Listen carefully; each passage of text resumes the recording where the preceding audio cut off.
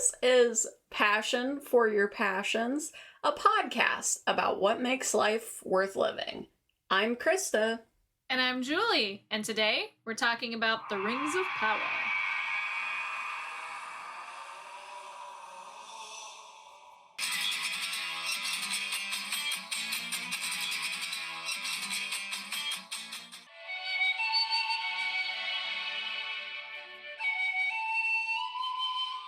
For this episode, because we kind of failed to talk about Lord of the Rings this year, but we still sort of wanted to as much as we were ready to, we decided that we would talk about the new TV show, Lord of the Rings of Power, for many reasons, one of them being that this show has gotten quite a bit of controversy.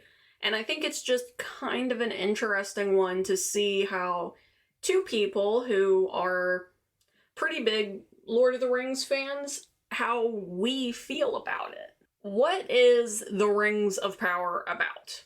Just a very, one sentence summary. So, the Rings of Power is about a few things. It has a lot to do with Elrond and Galadriel's part of their history and story, and it's about the forging of the Great Rings, including Sauron's, and kind of talking about the history of Sauron and a few pieces like that. I'd say that's the gist of it. Like, it's history of certain characters you probably should know, and then just the general, like, building up to the Rings of Power for the elves, the dwarves, the humans, and the one true ring.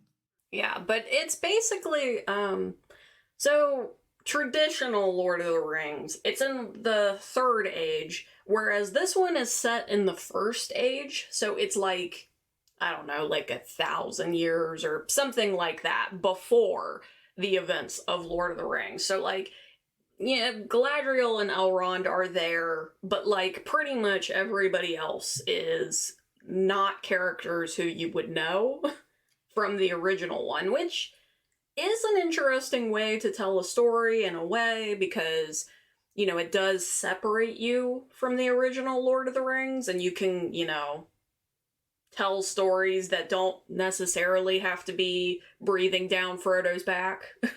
Right, but it does allude to, like, family ties and lineage from the characters from Lord of the Rings. So it's kind of you get a little bit of both. So you get the feeling of those characters and their family members, eons before, while also just having completely new characters that can do different things and have different stories about them.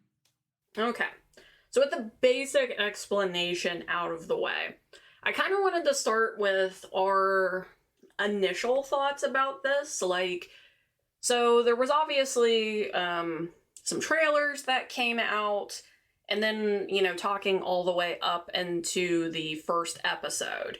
Because I will say, for me, when I saw these trailers coming out, I was very unconvinced. I was like, I am going to hate this.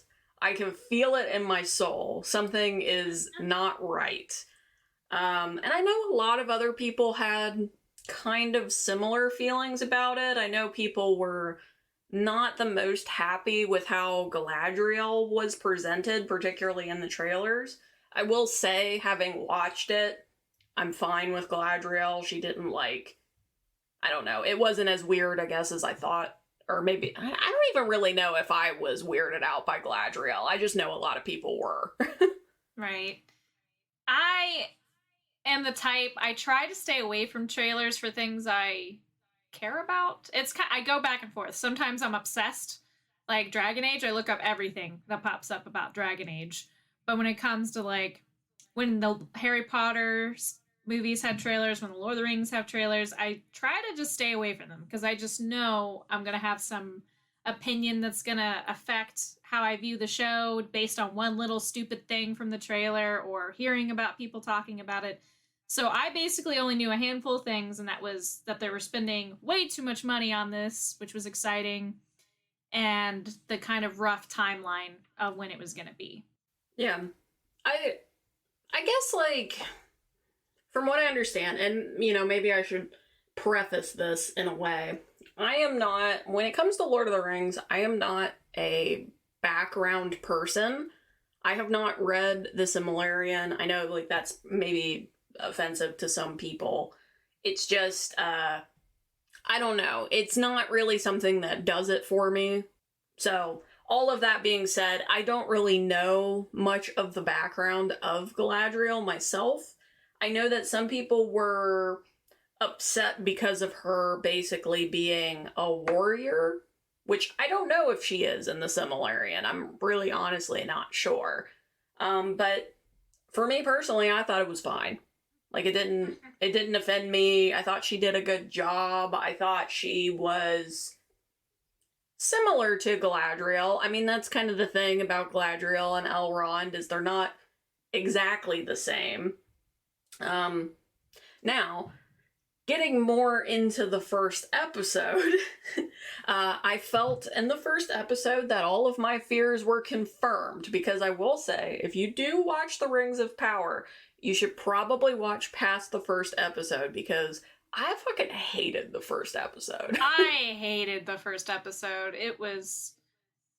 everything was wrong. Like, I didn't like... The only thing I liked was that Galadriel looked right. Like, that she looked and spoke the way I thought she should or would. Everything else is like, oh, I hate this. Like, down to such minute, stupid details. Like, it was just... It's kind of like when Aragon became a movie, and they're just these little details that would have cost them nothing to do that they just skipped. That I was like, why? Why on earth wouldn't she be an elf? You literally just had to point her goddamn ears. Like, why? And so in Lord of the Rings, it was so many things like that I just... It's like, why did you purposely do that wrong? Like, I don't understand, and I felt like none of it felt right. It did not feel like Lord of the Rings. It didn't feel good at all. I hated the first episode so much. Yeah, I mean, do you think, like, there's anything that you can put into words about it? Because for me, I'm not sure. I can't, like, figure out why I hated the first episode so much. Like, other than there being a few things that I felt were too corny, basically. To me, first and foremost, it did not feel like Middle-earth or Lord of the Rings or anything like that. So when you watched, like, the first Hobbit, it still felt like Lord of the Rings. It still had that feeling. It had the music. It had just the, like, contrast and lighting. Like, everything about it still felt mostly like Lord of the Rings, just enough that you felt home. While Rings of Power, it was like nothing about it felt like Lord of the Rings. Not how they spoke, not how they looked, not the music. Nothing about it felt like Lord of the Rings. It felt more like Game of Thrones than it did Lord of the Rings, and I hated that. I hated that so much. Even just such a small detail as the music. The music sounded like the B-side of the Lord of the Rings album and just off. Like, it just wasn't right. Yeah, and I mean, I will say, for me, I don't know if it ever got to full feeling like Lord of the Rings to me, but it did get better. There were some moments, there were some things that I did enjoy. I think, like, probably for me, the biggest highlight was probably Elrond and Durin. Yeah. Their kind of, like, friendship was very nice, and I think it was well done. I would agree. I'd say the thing that just bothered me the most, so I definitely like episode 2 more, and I think that's mostly because I just hate how the elves are portrayed. Every scene with, like, mostly elves, I'm like, well, this is terrible and I hate this. Like, the one-offs, like you were saying with Elrond and Durin, like, that's fine when they're with the dwarves. That's perfectly great. I love the dwarves. They were done very, very well. In fact, better than they were in The Hobbit for the most part. But every single scene, like, just how the elves look, the elves where they live, how they speak, everything about them doesn't feel right, and I really dislike it. Yeah, I think mainly for me, it's because of the king. I forget what the king's name is right now, but I don't think I liked him. I think that he really messed it up.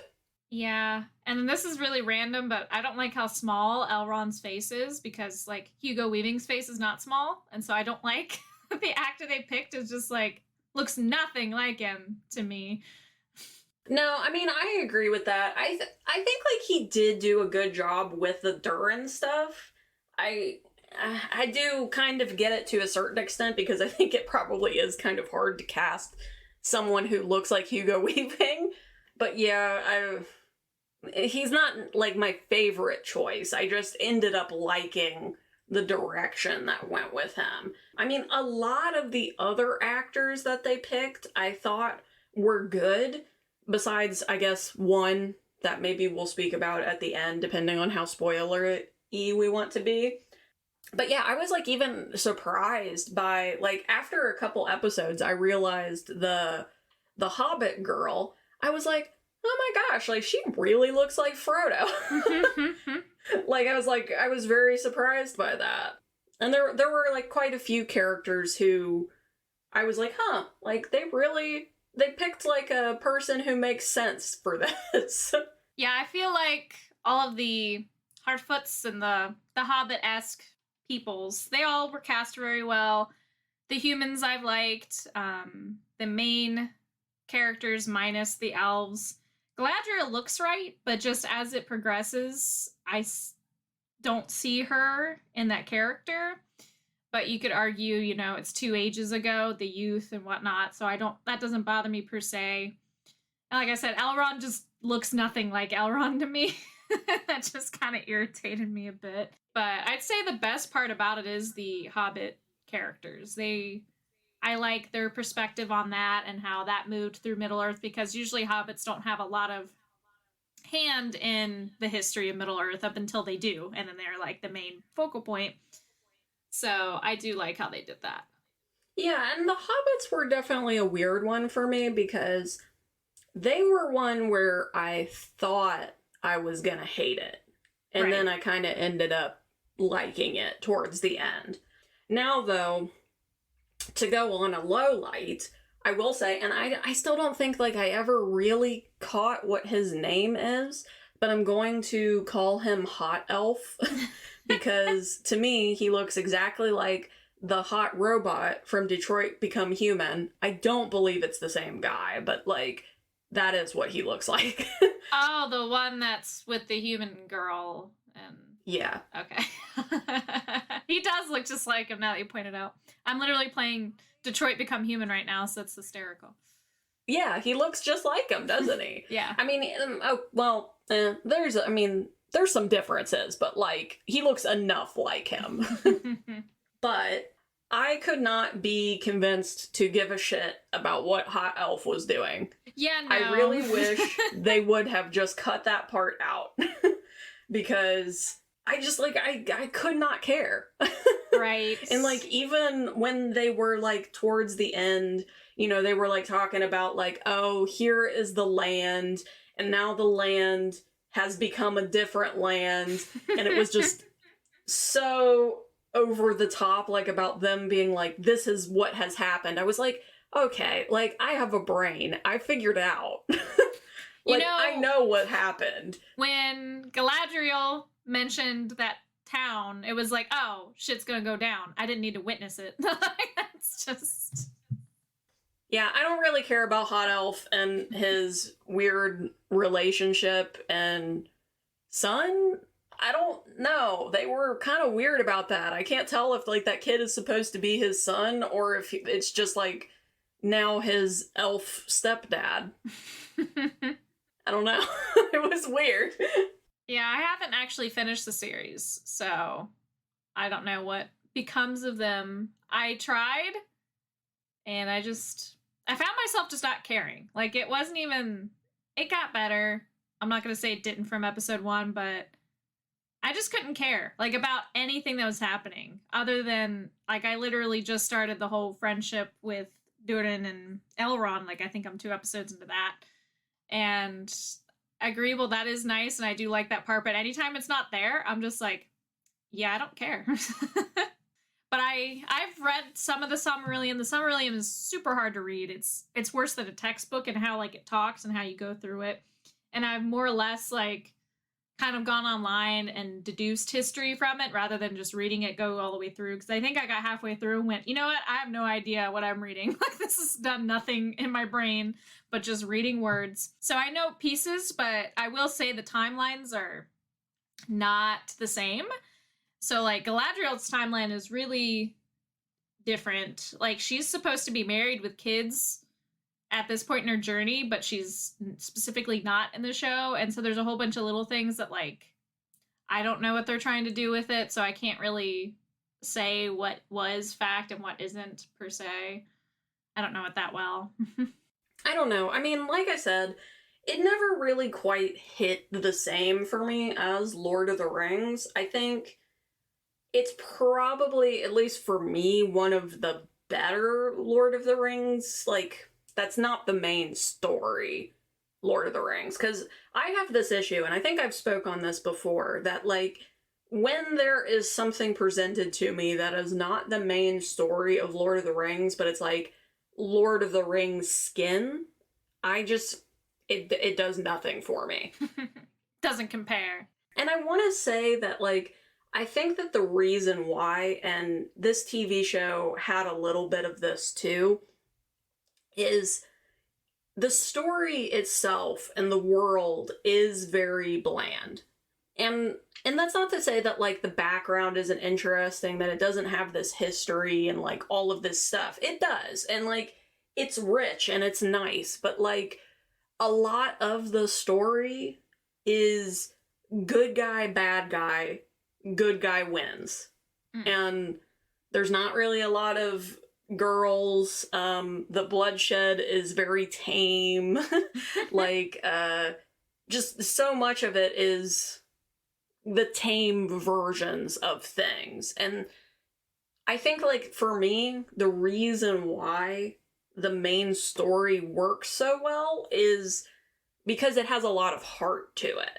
And that is the main reason. I mean, like, you get all of this stuff, like, how J.R.R. Tolkien, you know, he was in World War II, and he brings a lot of that to The Lord of the Rings. Like, the whole struggle of Frodo, like, basically being kind of like a stand-in for that, where Frodo is doing everything he's doing, even though he's pretty sure he's gonna die, and he talks about this many, many times, that he is certain he will die, that he's doing this because he wants the Shire and, like, his land and the things that he loves to still be around, even if he won't get to enjoy them.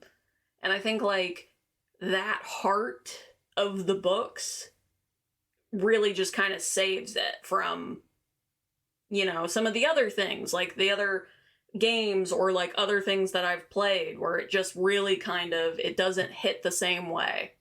Right. I don't know. I don't know if that makes any sense. No, it does, because the show, because, I mean, I haven't watched the ending, but I know at least part of what happens. The show is not so much about that as it is, it's like, it's more like time travel, if you ask me, where it's like, would this have happened if you didn't do XYZ, or is it fate? Is it this? Like, it's more of the discussion of the weavers of time, and what you did, if you just left, or if you just did this thing, would you brought this on, the thing that you're avoiding, and, like, because it's really fixated on Galadriel and her whole role in how Middle Earth is functioning and such. So I think it is missing that component to keep it to feel like Lord of the Rings. Yeah, I think really the story of Lord of the Rings is the heart of it. And I think, like, sometimes when people make these adaptations, they miss that.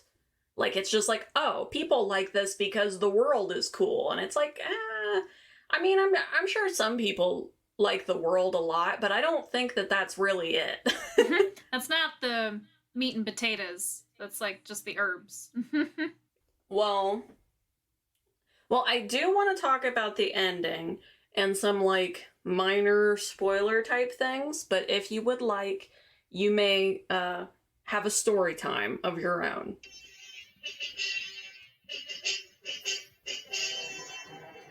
Story time! Okay, so we'll give you a story time so that you have a little lapse that if you haven't finished a show and you don't want to hear spoilers, you can cut out right after the story time. I think that's fair. Fair. So I'm going to tell you about one of the worst days of my life. And I do mean that in a comical sense. It's not like, you know, my life changed forever that day. It was just a bad day that just kept happening, and I just find it to be a funny, lighthearted story nowadays.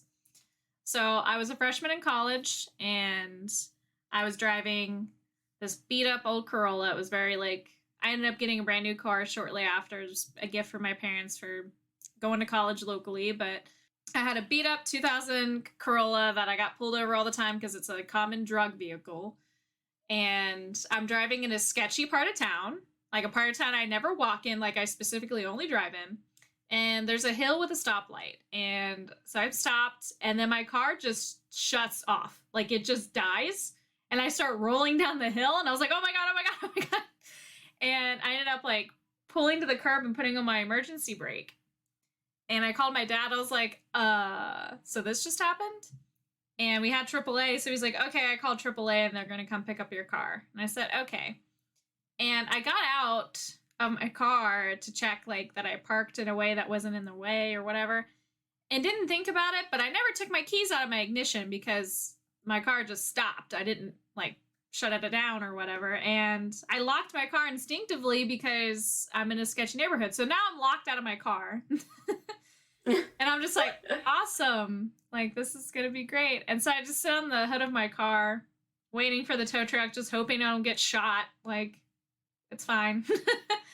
And I'm missing class, obviously. So it's just like, yep, it's one of those days. And it just starts pouring down rain. And I'm just sitting there like, yep, this is about it. Like, I don't even move. I just sit there like, nothing to do. I have to stay with my car, so it doesn't really matter. And the tow truck gets there, and then he tells me they have a specific rule. They're not allowed to drive us anywhere. Like, they just take our car. And I was like, what the hell am I going to do? Like, I just kind of assumed I got to go with you with my car. And he was like, he just looked at me, sad, soaking wet in the rain, like, what am I supposed to do? And he's like, I'll drive you to somewhere. And I said, thanks. He's like, I'll just take you in the car. And he unlocked my car and just let me sit in the car, like, on the trailer. And so drops my car off. I tell him thanks. And then I get inside and I have to work at GameStop that night. And so I get changed, but I still have, like, my shoes on that I was wearing, so they were only a little bit wet and I didn't really care. And my mom takes me to work. I get to work and they have to change out merch, like these signs. Nobody likes to do it because you have to get up and down a ladder, and they're not intuitive. Like, they're very complicated, weird plastic mechanisms. You have to try to figure out how to get some cardboard paper in there correctly. And I got in, and my coworker at that time had broken her foot, so she obviously couldn't do it, even though it was her job to do it. And she's just like, hey, so we got to do that tonight. And I was like, of course we do. And so I go to get the ladder, and there's, like, stuff on top of it. I had no idea that there was, and it all falls on top of my head. And I was just like, ah! I just crumbled. And I told her all about my day just before that. Then she hears me grumbling, and I just suck it up. I'm like, just keep moving, just get through the day, just kind of keep moving. And I walk out the door, and then my shoe just breaks. Like, it was Mandels, and the sides just ripped out of nowhere. And I just shook my foot to see that my sole was loose, and I just went, oh man, like, really sad. And my coworker just starts dying laughing. She just starts laughing so hard because I've just had literally the worst day. And then I start laughing, and we both start crying. We're laughing so hard. And then she stops. She's like, wait, are you crying because of your bad day? And I was like, no, it's from laughing and kind of my bad day. And she's like, oh, okay. And then we're just both laughing and crying for, like, way too long for something so stupid. And then I go to, like, do all the merchandise, and it's just as annoying as I described it. I'm, like, cussing on this ladder, trying to get everything right. And I ended up duct taping my shoe together because I'm going up and down the ladder, and it's really annoying to deal with, like, a broken sandal. And then I get down doing the last piece of merchandise, and my other shoe just rips. And I'm like, oh, man. Just, like, both shoes duct taped. I had a big bump on my head from all the shit that fell on me. My car is broken down. It was a long, sad, sad day. Yeah. That's always the thing about you, though. I think we've talked about this before, that you have a lot of luck and then no luck. Yeah. And then one day it's just gone and my life's just shit. And yeah, and then everything goes bad. That's how it's been since I was a kid. I don't know why. Somehow magically. I think it's all just of the things fall on your head, your shoes break, your car breaks down, you're in the worst part of town. Yep. I missed class. It rains. Like, it rains. Yep. Okay. Well, for everyone who has stuck it out this long, this is your last chance to leave before spoilers for the Rings of Power. I said spoilers. Weird. Sorry. Spoilers! Evade. Evacuate. Okay.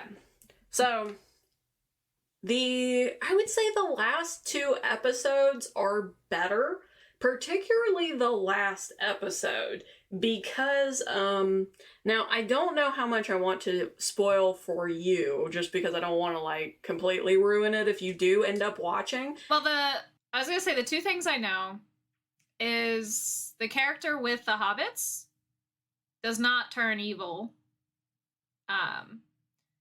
And the suspicion is, at least amongst people, since he's still part of the Ishtari, more than likely they're guessing that he's one of the wizards, possibly the Blue Wizard, since like Sauron comes from the same type of lineage, and that doesn't the human that Galadriel grabs from that island, he turns into Sauron? Is that it? Yeah. Okay. That was the big spoiler, which they actually did pretty well. Like, weirdly, they did. I was surprised by that. He did a good job. But what was weird about that is I said from the beginning that guy looks tremendously like Aragorn, and that it would be a huge, ginormous waste if he was not related to Aragorn. And he is not. Which is so freaking irritating. They might have done it on purpose to lead you to that, because I mean, the idea is kind of right now that he's supposed to lead men and like all this stuff, so it makes it seem like he's going to be like a lineage from Aragorn. So maybe that whole thing was intentional just to make you kind of blindsided to him becoming Sauron. Yeah. There you go. I'm just saying, it is a giant waste. But I think like the last episode, they did a lot of things really well. Like, it was definitely, probably one of the more cinematic episodes in turn, too. Like, and I think, like, it was cinematic in the good way. The last episode, I think, is at least worth it if you ever do get interested again and you want to see what all the fuss is about. But, I mean, I think overall, I would probably give this season, like, I don't know, like a 5 out of 10.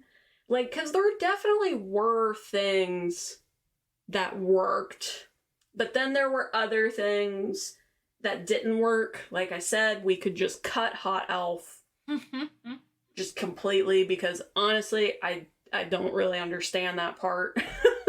It was weird even at the end. Because I think basically he's maybe in like the 3rd to last episode, and then he doesn't come back for the last 2. And it's like, what the? Why do I care what about the hell? this? Why did you put me through this? Why did I bother wasting my time? Yeah. Yeah, and I really don't care if he gets with that girl or not. Especially because, like, they make him really weird anyway. Like, I don't know. I know some people like elves. They're like, oh, they're super attractive, all this kind of stuff. But, like, with him, he's so bland. You're basic. Yeah, he's got, like, no personality. That's why he couldn't get another elf. He had to get a human. That's the whole thing. I feel like no matter what, Tolkien is bad at writing romance, so that might be part of the issue. As that's supposed to be, like, the romantic component. And true to Tolkien, they're like, we don't really know what this is or how it's written. Like, Tolkien only knows how to be married. He doesn't know how to do the build-up. Yeah. And so that's always a funny thing, and maybe that's why it just feels so awkward and unnecessary, because he's like, I think that's all unnecessary. Just be in love or don't. Like, be there forever or just quit. I don't know what this whole, like, chasing each other and waiting is. Yeah. I mean, to be fair, I felt like Aragorn and Arwen were fine. Like, they weren't horrible. It was a little weird, I guess, just but like not. so it's not as weird. It's not as weird as Hot Elf. It's No. very weird with Hot Elf. But I'm just saying, like, that's kind of like when people ask about Aragorn and Arwen, they're like, how is it in the book? And ask to have more details. You're kind of like, nah. Like, it's pretty awkward. Like, it's just random. Like, they'll just be thinking of each other or whatever. And you're like, what? Like, it's not obvious in the books either. It's just like this weird component. So I'm betting on that. Like, I can find excuses for a lot of these things, but ultimately, like I said, I just found that I didn't care. Like, I was just watching this show because I wanted to be prepared for this episode, and that's it. Like, I didn't actually enjoy it, other than random scenes. Like I said, I like the hobbits, I like the dwarves, and then everything else is just kind of like, all right. Like I said, if you ever feel up to it, I would recommend maybe the last episode. Just skip. I think like that one. Well, I mean, I don't think like you're gonna miss that much. I mean, you know the story, you know where this is going. Right. Mm-hmm. Yeah, I think you'll be fine. Okay. I'll like watch the last episode and then I'll talk about it. Yeah, and then get back to me. Yeah, just be like, so that's how I feel. Yeah, let me know if there was any part of it, because I think that the last episode was probably my favorite one. And I mean, my biggest hope, like, for the future, overall thoughts, whatever, is that if they make more seasons, which they probably are going to, that, you know, they lean into some of the stuff that's good and pull away from some of the stuff that's bad. I mean, I know with most TV shows that the first season is a little bit like them just trying. So I just really hope that they learn from it. And I think that there is some good in the Rings of Power. It's just not, it's not a perfectly polished stone. I don't know. So I make the excuse for animated shows and for comedies that the first season's really weak. Especially comedies, because you have to learn what's funny in this show. You have to learn the inside jokes. But for fantasy or action or drama, season one's usually like awesome. Like, that's why it survives. And so I am worried. Like, I don't know if they are going to get better or if it's just going to be teetering along while they still are in the green until they're not. And a lot of shows are doing that right now. Like, they have the new Game of Thrones that I didn't even bother to try to watch, and based on like just skimming what I see online, it's like there's a couple characters that are doing really great, and then everything else is kind of, and I don't know, I'm not very hopeful. I guess is what I'm saying. I have actually been watching the Game of Thrones, and I like it, but it's mainly because of the story that they're telling.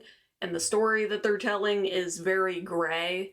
It's not the kind of story that would be for everybody, for sure. And I will also say, somebody, I'm not sure who, but somebody had some balls to put these two on at the same time. Yeah, to compete against what the fuck was that? Fantasy, bam! I bet it was like a bet between Jeff Bezos and whoever owns HBO. Like, yeah. Like, who's gonna get it? I was like, well, I have Game of Thrones. It's like the number one thing that ever happened. I'm like, I'm gonna do a fucking Lord of the Rings show, you piece of shit. Like, and who doesn't have Amazon Prime? That's what I thought. Like, you know.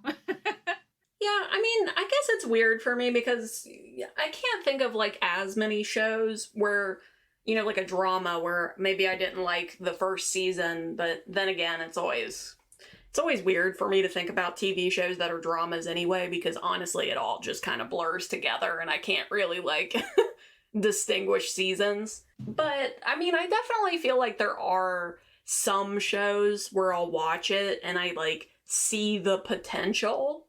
And I'm like, okay. I mean, because even honestly, maybe not that you would remember this specifically, but I watched Game of Thrones, like, pretty recently. Well, okay, not that recently, but, like, I didn't watch Game of Thrones the same way that everybody else did. I watched it, like, 3 years ago. Mm-hmm. All of it. But the first season of Game of Thrones is a bit weak, actually. Because they didn't have a lot of money, and that was like at the time in Hollywood where people really didn't trust fantasy TV shows. So like, there's plenty of times in Game of Thrones where it'll be like, oh yeah, there was a really big battle. You don't get to see that at all in any capacity. Yeah, but I don't know. I remember Game of Thrones being pretty good because I didn't. Someone tried to get me to read the book, and I hate that author. I hate how he writes. I hate everything about him. And so I was kind of like, and then I watched that season. I think I started watching after season 2 was out. So I think I did power through and watched like the first 2 seasons. Was like, oh my god, this is amazing. But I mean, there's explainable nuances, and then there's I spent $5 billion on this show, and it doesn't feel or seem like it should be.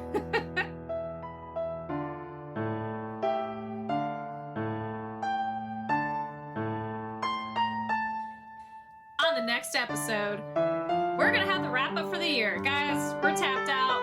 We hate everything. We want to call it a wrap. So we're just gonna give you that end of the year like special, and you're gonna deal with it because we're tired.